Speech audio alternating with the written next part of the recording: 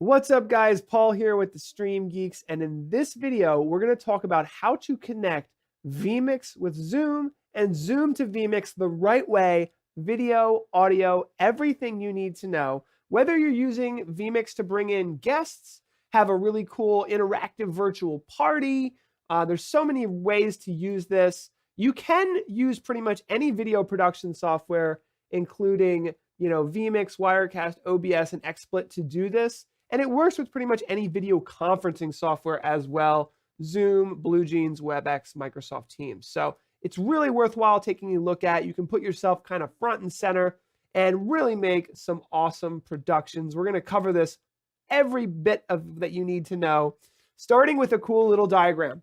So vMix on the left, Zoom on the right. Let's cover the video part first because that's really simple. Essentially, vMix has what they call an external output.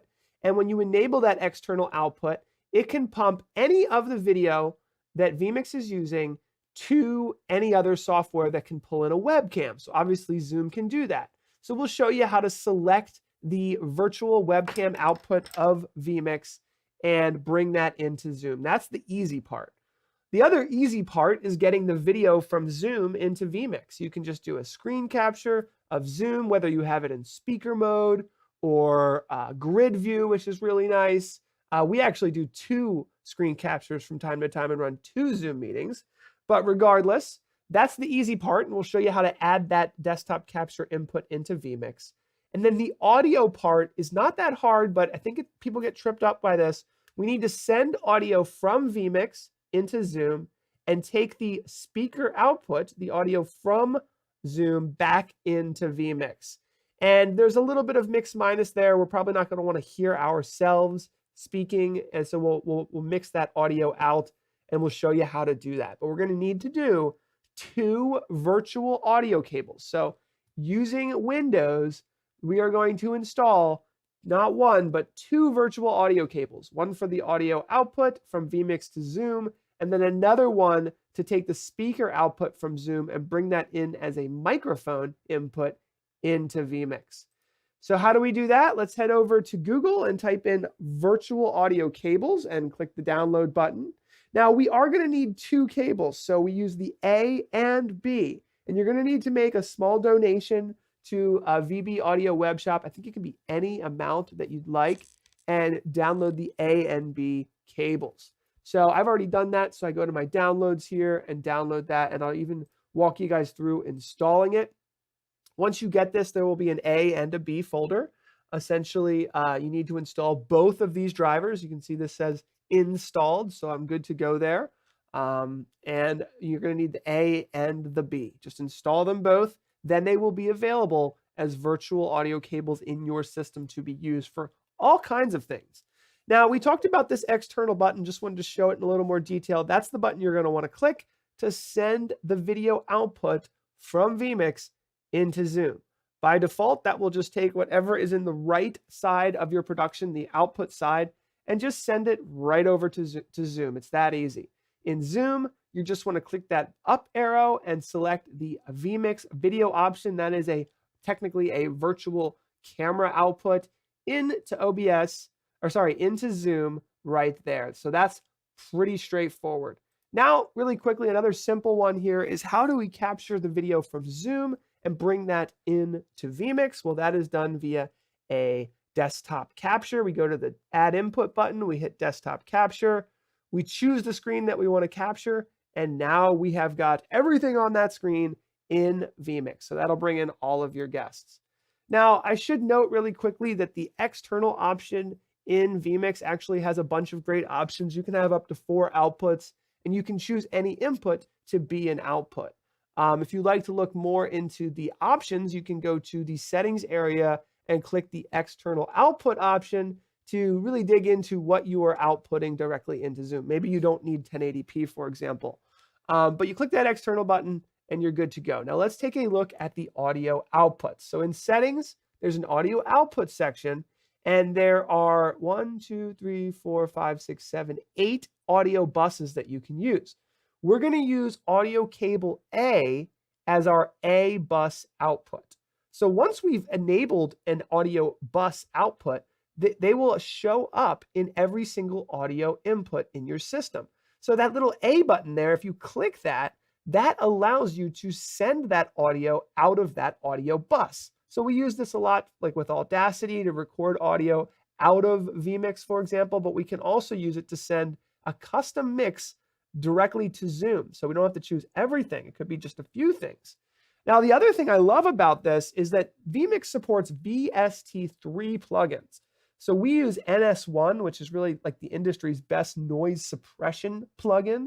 It's really great for reducing background noise. And then we also use Renaissance Axe, and this is a really kind of great boost to the audio to make it sound fuller and more like almost like the radio. So you can do that on the audio coming in from Zoom and the audio coming out, and it will make your audio not only to the far end of people joining your Zoom session, but also the audio coming in much better. There's also compressors and EQs and that much needed audio delay, which we add about 50 milliseconds to, just to make our audio and video match even better than before. Now, the final thing here on the audio side is we have to add an audio input, and that is going to be audio speaker audio cable B, because audio cable B will be the incoming audio from Zoom. And I'll show you how to do that. You just have to select that as your speaker output. Now, again, like I mentioned, now we can add these VST3 plugins to our incoming audio via Zoom, and it's going to sound a ton better. So just to review that a little more detail one more time here, there's that audio output section. We're choosing cable A. That is the audio going from vMix to the audio A bus, which we're selecting inside of Zoom. And then we have the ability to check these little boxes to decide which audio do we want to send to Zoom.